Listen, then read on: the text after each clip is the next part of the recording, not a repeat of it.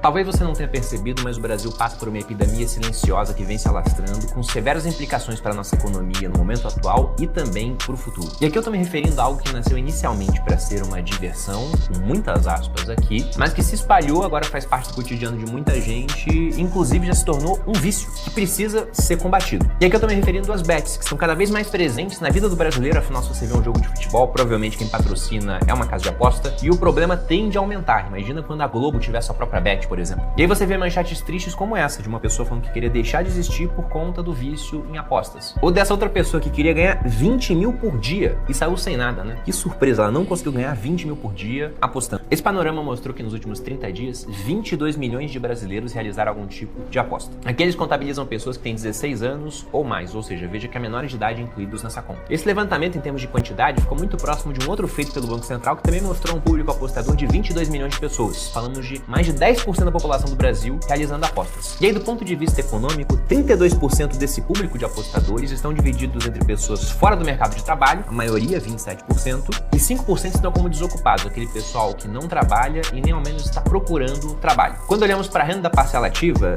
52% ganham até 2 salários mínimos. Entre 2 e 6 salários mínimos são 35% e os 13 restantes recebem mais do que isso. E o que mais me assustou foi o perfil do pessoal de acordo com a idade, como você pode ver nesse gráfico. Veja que a maior parte dos apostadores são pessoas entre 20 e 30 anos, ou seja, é o jovem. O jovem faz besteira, na minha opinião, o jovem ele tem que acabar, e felizmente acaba, né? A juventude é um problema que se cura com o tempo. Só que esse pessoal, apesar de ser a maioria, eles gastam menos, as apostas giram em torno de R$100 por mês. Já o público mais velho, 60 anos ou mais, que é a menor parcela de apostadores, estão gastando mais de R$3 mil mensais. E por que isso importa? Veja que no Brasil a idade média de aposentadoria fica na casa dos 60 anos, 62 para ser mais exato para as mulheres, 65 para os homens. Então esse pessoal 60 ou mais são no geral aposentados. E a grande maioria desses aposentados vão depender do INSS. E quando você olha a própria opinião dos aposentados sobre o benefício que eles recebem, veja que 70% dos idosos acham que o dinheiro da aposentadoria não é o suficiente para viver. Ou seja, no momento em que esse pessoal não tem mais o mesmo pique para trabalhar comparado a quando era jovem, que já está dependendo do INSS, recebendo dinheiro que, segundo eles próprios, não é suficiente para viver, o cara ainda vai e se enfia em aposta para piorar ainda mais a situação. E aí, pegando outro dado desse levantamento Data Senado, lá eles viram que 42% da população que está apostando